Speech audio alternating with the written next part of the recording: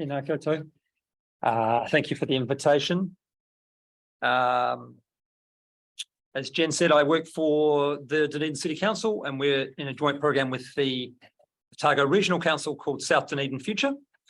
In this context, we're a user, I guess, of the knowledge and research that's being done in places like Otago University. And we're also in the context of trying to use all these wonderful principles and live up to them. And that's not easy. I've got a couple of things to show you. Here's us. This is South Dunedin. You can see behind the big letters the area that is known as South Dunedin today.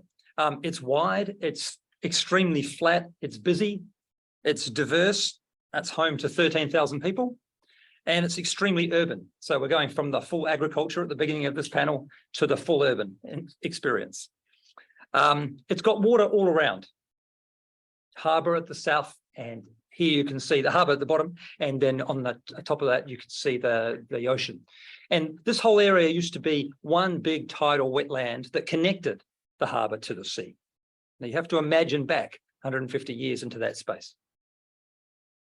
It's got 1,500 businesses. It's got a lot of key infrastructure for the city, like indoor stadium, main sewerage works, our closest beaches, all kinds of things that people travel across the city to be part of. And for Wellington people, I know we've got quite a few online, it's like a big version of Kilburnie and Rongotai and Lyell Bay, but without an airport and with a better beach. Oh, just saying, okay. So for those that don't know Dunedin, here it is. At the bottom, we have this long harbour that is the heart of our whole city, and at the bottom they have that little stretch that connects the harbour with the sea. You can't quite see because of the zoom panel, but the sea is directly there. The Parliamentary Commissioner for the Environment in 2015 identified South Dunedin as one of the biggest national hotspots for climate change. And the reason why, the story goes like this. It's built on a low-lying former tidal wetland. Maori and other communities use it as food gathering area. It had lagoons.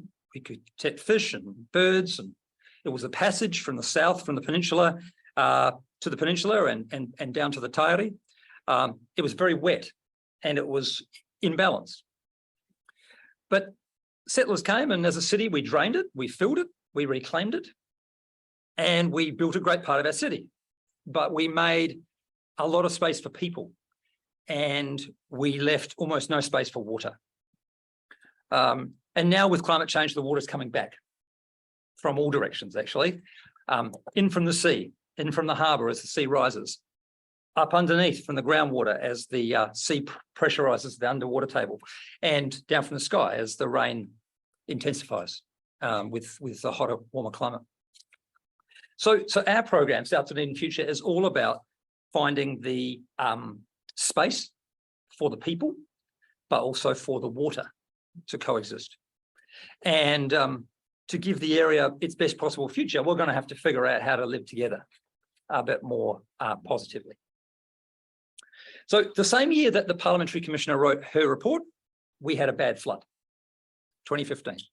And we started work on this program in 2016. As a result, it's taken us a long time to work out what the heck we're doing, how to do it. I talk about working out what the elephant is and then working out how to eat the elephant, one leg at a time, right? Which bite to take first. And it's quite scary for councils to be in this space, talking to people who have been through a traumatic experience and for whom this is existential, right? But the good news is that we are on track, and we are doing what our community wants of us, which is to try and get ahead of the next flood and think about how it is that we can change South Dunedin to make it a safe place to live and a better place to live, and give it a positive future, the best future it can have. It's going to be a long game, but we are on track to build a sort of full adaptation plan within the next 3 years with the community. It's too early to say what the plan will say or what options we'll choose, but I just want to say today that we've really learned 3 big things as we've gone along. So I just thought I'd share those with you, and then we can kind of open to panel questions, I guess. As we've sort of heard today, climate change is extremely local. So here are some faces of South Dunedin and some of the things that we've been doing to start getting people's views and values. It's extremely local work. It has to start from the people. It has to start from the place. The actual problems in the place and the geology and the geography and the social context and the cultural knowledge and all of those things. And this is hard for government in the context of policy that we're talking about. Extremely difficult because government by nature is very top down. Set the rules, everyone can follow. But what we actually need is not top down rules. What we need is national guidance and some consistency and some support and some funding. But in the end, the communities have to decide for themselves what they're going to do about threats like water and climate change. And so what we need also is support from leaders and councils and agencies and empowering communities to decide what they're going to do to respond in these situations. So it's local work. Secondly, the signposts to the future, as Meditate and other people have said, are really in the past. So in South Dunedin, we've created this place, put the streams into pipes. There's no natural outflows now. And those pipes sometimes can't cope.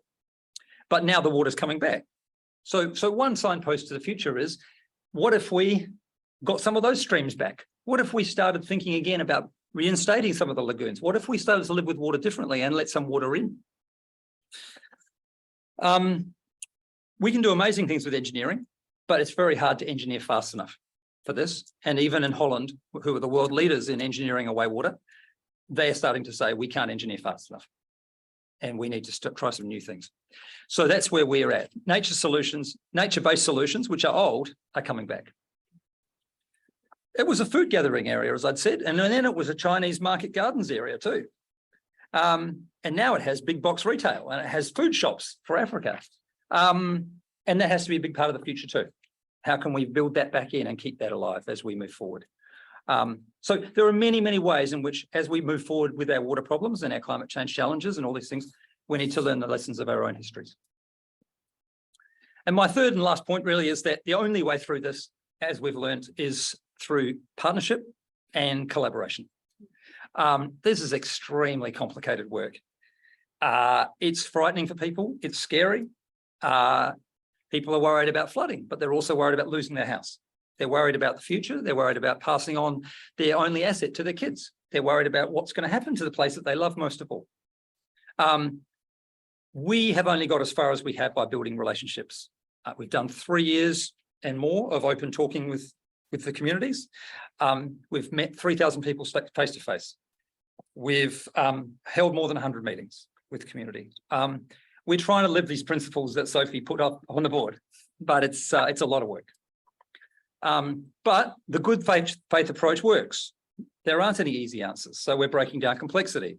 We're learning by doing. We're doing our best. We're admitting when we don't know, and anything is better than nothing. We're using the government's guidance. We're drawing on the best and brightest from all over the country. And I guess in this context, I want to acknowledge that we're really using the science and the education sectors.